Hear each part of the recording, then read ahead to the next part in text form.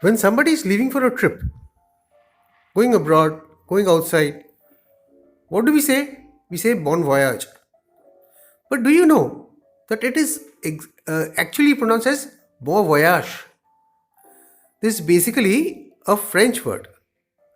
And this bon voyage or bon voyage, it's been a part of English language now. Similarly, there's quite a few of foreign language words or phrases which have become part of English language. So we will discuss some of these in today's video. The first word is, as I said, bon voyage. This is basically an exclamation used to express good wishes to someone about to set off on a journey. Like we say good luck and bon voyage. You can say bon voyage in English also, but actually it's pronounced as bon voyage. The origin of this word is from the late 17th century. It's basically a French word. It literally means good journey. So we'll discuss some foreign languages words and phrases which are used in English. It's become part of the English vocabulary now, and it's part of the English dictionary also. These words are basically used for advanced English, and they come as interview questions for your competitive examinations where English is a must. These words you can phrase there also. The next word which we want to discuss is written as carte blanche, but it's actually pronounced as carte blanche. Carte blanche. It's a noun. It means complete freedom to act as one's wishes. Like you give free hand to somebody to do something. Like in an example sentence, you can use it as the architect was given carte blanche to design the building. The origin of this word is again a French word. It's a French word from the late 17th century.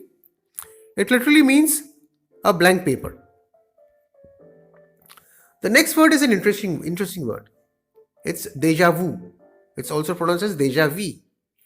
It's interesting in the sense that you must sometimes have a feeling that doing something, you felt that you've been through this series of events earlier, sometimes earlier, you can't remember when, but you know this is exactly the scene of events which have happened in your life. It's like a feeling of having already experienced the present situation. Like we say that he's having a feeling of déjà vu or déjà vu. The origin of this word is again from France. It's a French word, early 20th century. It literally means already seen. The next word which we are going to see is fait accompli. It's again a foreign word which has been inducted into the English dictionary now. Fait accompli means a thing that has already happened or have been decided upon before those affected hear about it, leaving them with no option but to accept it. Like an event which is decided, a result which has been decided earlier, and it is happening, and people who are supposed to witness that or face that, they have to accept it. They don't have two ways about it. Like in a sentence, you can use it as the results were presented to shareholders as a fait accompli. The origin of this word is from mid 19th century, again from France. It literally means an accomplished fact. The next word which we are going to discuss, it's written as faux pas, but it is pronounced as faux pas. Faux pas. It's again a French word. It means an embarrassing or tactless act or remark in a social situation, like in a social gathering or a happening which is there. A person makes a very tactless action or say something very embarrassing, which is called a faux pas. Like you can say in a sentence, Susie committed a huge faux pas when she licked the spoon and put it back in the main bowl. Like this is not done. Something which is not done, you do it either unwillingly, by mistake, or ignorance. It's called a faux pas. The origin, as I said, it's a French word. It literally means a false step. The next word is written as caveat emptor, but it's pronounced as caveat emptor.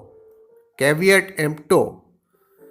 It's the principle that the buyer alone is responsible for checking the quality and suitability of goods before a purchase is made. It's basically a part of a contractual agreement where not always, but in some cases, a buyer has to be alone responsible for checking the quality and suitability of the goods before he buys it.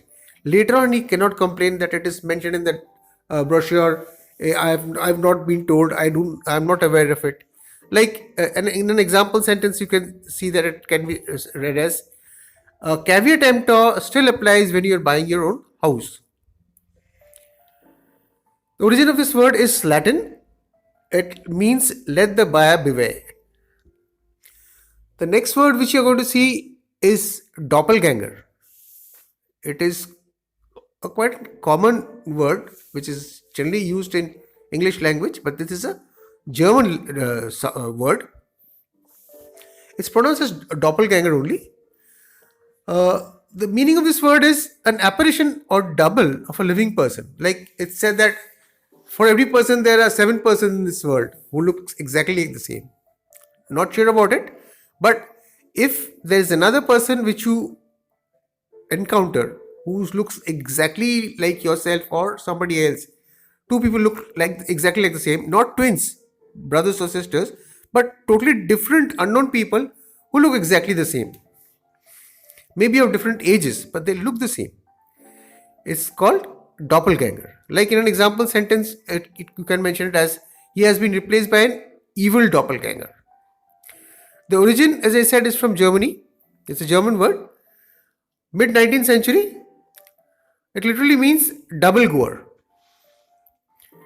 The next word which we'll see is ex officio. Ex officio means as a result of one's status or position, or denoting or relating to a member of a body who holds the role as a result of his status or another position that he holds. Like you're somebody, a person is an important person, and because of that, he is getting elected to different bodies, getting important positions. Like in a sentence, you can say it as they were ex officio eligible for membership of both clubs. Just because of his position, he is getting other important positions. The origin is from Latin. The word comes from ex. Ex means out of. Out of means ex, and from officium. Officium is duty. Out of duty. The next word is written as hors de combat in English, but it is pronounced as hors de combat. Hors de combat. It's a French word. It means somebody who's gone out of action due to injury or damage. Like you might say that the pilots have been rendered temporarily hors de combat. They are not in the team, not in the fighting team, just because they are out of action because of injury or damage. Like say Rohit Sharma is injured. You can see that he is been temporarily hors de combat. Right? The origin, as I said, is a French word. It literally means out of the fight.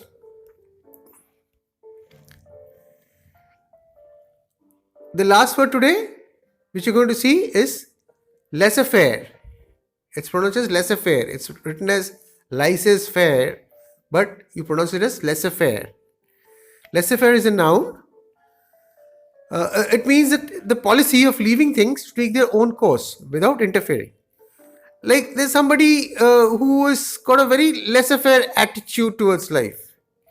Like he lets things happen, it'll take its own course, let it happen. I'm not going to interfere. That sort of an attitude. It's called laissez-faire. The origin of the word is French, literally meaning allow to do. So these were basically around 10 words which are inducted into the English dictionary, because the origin is of course from French mostly, then Latin and German. There are many others also, but these are quite some common words which you might encounter in your day-to-day life and also during your interviews. in your English tests which happen during your competitive examinations.